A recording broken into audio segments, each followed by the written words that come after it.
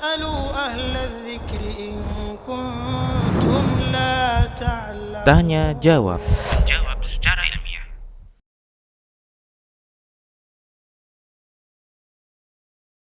Jadi inilah pentingnya kita orang tua ngerti, uh, berusaha untuk ngerti tentang anak kita, sifat-sifatnya, karakteristiknya, dan hal-hal yang membuat anak kita itu secure atau insecure, merasa aman dan tidak aman. Dan tiap anak itu beda-beda, ya. Dan memang ya ada sifat-sifat yang memang unik ya pada tiap-tiap anak. Ada anak-anak yang merasa insecure dia ketika ketemu sama orang lain, ya.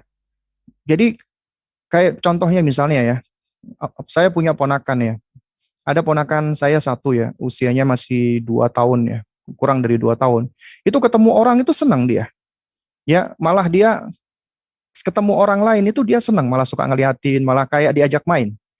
Sama saya punya lagi ponakan yang satunya lagi ya, itu takut ketemu ketemu orang lain. Ketemu orang asing dia tuh merasa insecure. Dia selalu berada di belakang uminya atau dia selalu inginnya selalu dekat sama uminya. Karena dia merasa tidak nyaman. Ini suatu hal yang alami sebenarnya. Tiap anak beda-beda, ya.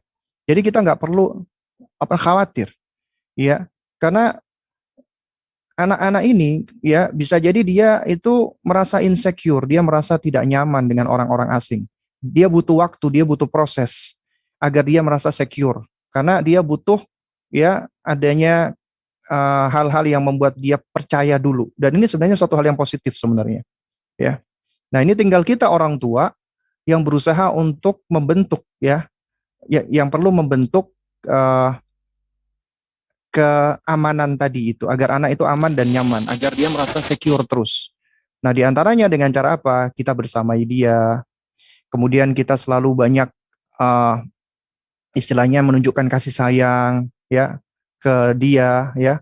Kemudian kita juga banyak banyak menyampaikan kepada anak kita ya, misalnya gini ya. Kita hindarkan kalimat-kalimat seperti ini, ya. Adik nggak usah takut, Umi selalu ada buat adik. Itu kita hindarkan kalimat-kalimat seperti ini. Ini adalah cara-cara yang banyak ditunjukkan ataupun dipraktekkan ya oleh konsep-konsep parenting barat ya. Ketika anak-anak mengalami kondisi insecure, itu orang tua dianjurkan untuk membentuk agar anak merasa secure, merasa aman. Di antaranya dengan memberikan ucapan-ucapan. Misalnya, adik nggak usah khawatir, ada Umi di sini. Adik nggak usah khawatir, Abi ada di sini. Abi sama Umi akan selalu menjaga adik.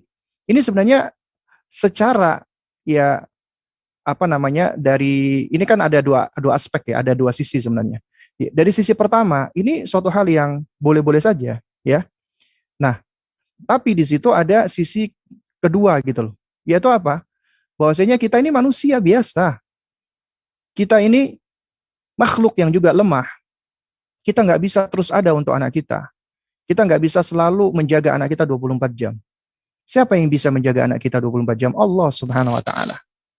Nah, karena itu makanya seorang muslim ketika dia hendak untuk membentuk ya suatu iklim yang secure buat anak kita, jangan dijadikan anak itu terlalu bergantung kepada orang tuanya. Kalau kita lihat metode pendidikan orang-orang barat, orang kafir ya, juga termasuk yang ada di Jepang, itu mereka tuh dibentuk begitu ya sangat butuh dengan orang tuanya. Dan orang tuanya itu bolak-balik dia mengatakan ya, ibu selalu ada buat kamu, bapak akan selalu ada buat kamu. Ya, kalimat-kalimat seperti ini. Padahal ini kalimat-kalimat yang kurang baik sebenarnya. Seharusnya apa? Seharusnya kita menggunakan kalimat ya, yaitu apa? Misalnya anak kita insecure, kita sampaikan ya. Jadi kita tetap bersamai dia, kemudian kita ucapkan, nak, ada Allah Subhanahu wa taala yang selalu melihat kamu, menjaga kamu, membentuk muraqabah dia, ya. Membentuk muraqabah dia. Yakni ya, jadi anak itu dididik muraqabatullah, bukan muraqabatu al walidain, yaitu merasa diawasi selalu oleh kedua orang tuanya. Jangan, tapi selalu merasa diawasi Allah. Ya. Allah selalu ada untuk kamu. Allah itu ya selalu melihat kamu, memperhatikan kamu, melindungi kamu, menjaga kamu. Ya. Dan kita sampaikan, Umi ya Ya Umi, insya Allah nak akan selalu berusaha menjaga kamu. Tapi yang selalu bisa menjaga kamu terus-terusan adalah Allah. Ya, Abi akan berusaha melindungi kamu, tapi yang selalu bisa melindungi kamu adalah Allah. Nah, ini diantara cara yang kita harus sampaikan atau kita bentuk. Maksud saya adalah dalam rangka membentuk ya anak-anak. Anak-anak itu ketika dia itu didekatkan, maksudnya dia lebih dikenalkan lagi dengan penciptanya, diajarkan tentang tauhid apalagi asma wa sifat, ya, itu akan membentuk yang namanya kondisi secure pada anak. Dia akan nyaman. Karena tauhid asma wa sifat itu apabila kita ajarkan kepada anak-anak kita, itu akan membentuk karakter-karakter yang mulia. Dia akan menjadi sosok yang pemberani, dia akan menjadi sosok yang tangguh, yang kuat, dia akan menjadi sosok yang senang kebersihan, senang keindahan, dia akan menjadi sosok yang ramah, penyayang, dia akan menjadi sosok yang pemaaf, dan seterusnya.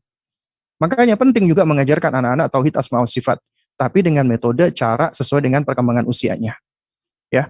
Jadi kita ajarkan mereka agar mereka semakin kenal dengan penciptanya, di antaranya melalui nama-nama dan sifat-sifat Allah Subhanahu wa taala, ya. Jadi fokusnya ke situ, ya.